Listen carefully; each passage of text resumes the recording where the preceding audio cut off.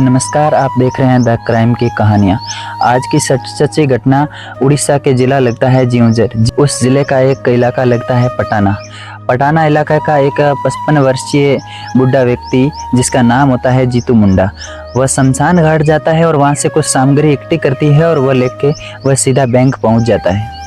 शमशान से जब वह बोरी लेकर रवाना होता है तो उसमें बोरी से बाहर निकले हुए किसी के पाँव दिखते हैं।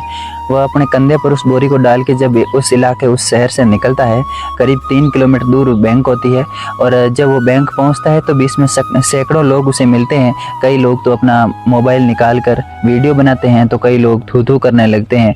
वो एक पागल सा लगता है, एक अजीब इंसान सा लगता है, लेकिन उसकी मजबूरी कोई नहीं जानता। वह अपनी बहन की लाश कंकाल को उठाकर लेकर आता है और बैंक में जाकर बैंक मैनेजर के सामने रखता है और कहता है, आप प्रमाण मांग रहे थे मेरी बहन है या नहीं, लो ये कंकाल देख लो, अब तो मुझे मेरे पैसे दे दो, मेरी बहन इस दुनिया में नहीं रही। ये घटना सुनकर बैंक में सब लोग हैरान हो जाते हैं, सब लोग खड़े हो जाते हैं।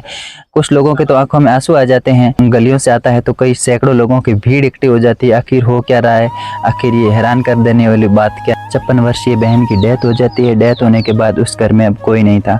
उसके पति की भी मौत हो जाती है और उसका इकलौता बेटा था, वो भी किसी बीमारी के चलते इस दुनिया में नहीं रहता है। अब उस घर में मात्र एक उसका भाई बचता है जिसकी उम्र 55 वर्ष होती है।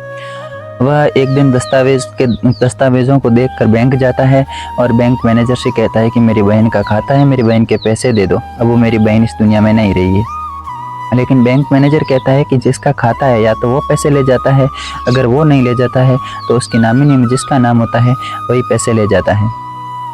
तो वो बुढ़ा व्यक्ति कहता है, नामिनी अमीन तो मैं कुछ नहीं जानता, लेकिन आप जिन 2 लोगों के नाम ले रहे हो वो इस दुनिया में नहीं है।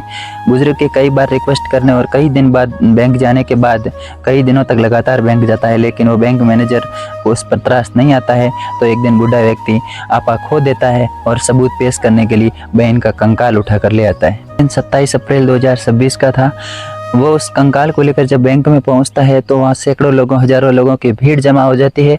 बैंक स्टाफ को लोग खरी खोटी सुनाने लगते हैं। वहाँ प्रशासन पहुंच जाता है, पुलिस पहुंच जाती है और बैंक मैनेजर से कहते हैं कि आप एक बार गांव के प्रधान से पूछ लेते, आप इस गरीब व्यक्ति को इतना सताया कि ये अपने बहन को